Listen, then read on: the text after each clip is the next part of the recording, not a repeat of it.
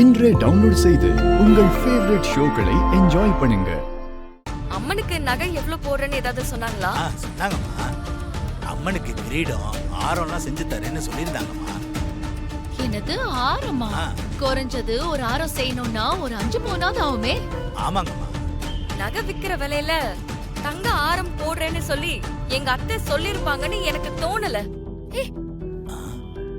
எங்க வீட்டுல ஆள் இல்லங்கறத பார்த்து உள்ள வந்து எங்க அத்தையோட பேரை சொல்லி நகைய ஆட்டைய போட்டுட்டு போலான்னு பாக்குறீங்களா?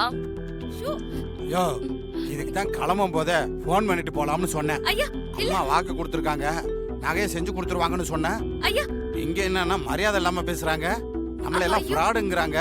ஐயோ இதெல்லாம் தேவையா? என்ன? இன்னும் 2 நாள்ல கும்பாபிஷேகம் வச்சிருக்கோம். சாமி நகைக்கு எங்க போறது? இல்ல உங்க பேச்சை நம்பி கிளம்பி வந்த பாருங்க.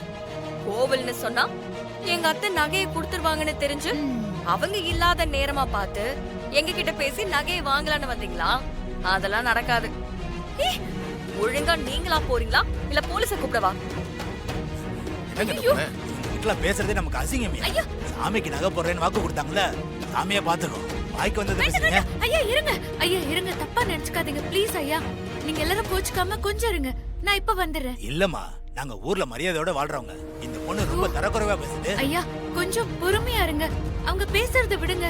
எனக்காக கொஞ்சம் இருங்க, ஒரு நிமிஷம் இருங்க, நான் வந்துடுறேன். ஏய், இவ எதுக்கு இந்த ஓட்டம் ஓடுறா? தெரியலையேக்கா. இந்தாங்க ஐயா, இதுதான் அம்மா கோயிலுக்கு போடுறேன்னு சொன்ன நகை. ஏய் சரி, இந்தாங்க. என்ன பண்ற நீ? பார்த்தா தெரியல, அத்தை கோவிலுக்காக போடுறேன்னு சொன்ன நகையை நான் இவங்க கிட்ட கொடுக்க போறேன். கோவிலுக்கு நகையை போட போறேன்னு அத்தை உங்ககிட்ட சொன்னாங்களா? இல்ல.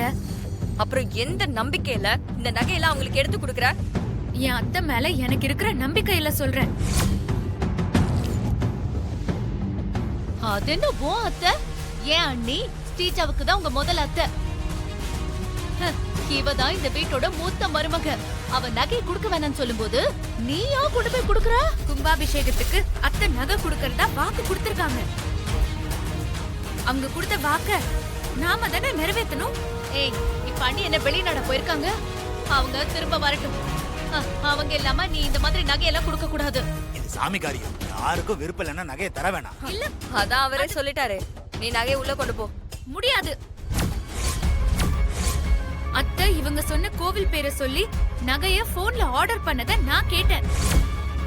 அத்தைய நம்பி சாமி காரியத்துக்கு வந்தவங்கள வெறும் கையோட அனுப்புறது முறை இல்ல. ஐயா நீங்க வாங்கிக்கோங்க ஐயா. இல்லம்மா, இவங்க 2 பேரும் வேணான்னு சொல்றாங்கம்மா. அவங்க ஏதோ புரியாம பேசுறாங்க, தயவு செஞ்சு நான் சொல்றத கேளுங்க. இந்த நகை எங்க அத்தை அம்மனுக்கு கொடுக்கற காணிக்கை. இது கொடுக்காம விட்டா அது தெய்வ குத்தம் ஆயிடும். தயவு செஞ்சு மறுப்பு சொல்லாம இதை நீங்க ஏத்துக்கோங்க. எடுத்துக்கோங்க ஐயா, வாங்கிக்கோங்க. ஓம் சக்தி. ரொம்ப சந்தோஷமா. நல்லவங்களா இருக்காங்க. நீங்க எல்லாம் குடும்பத்தோட அவசியம் கோவில் கும்பாபிஷேகத்துக்கு வரணுமா? நிச்சயமா வருங்க ஐயா. சரிம்மா, நாங்க கிளம்ப போலாம். போயிட்டு வாங்க.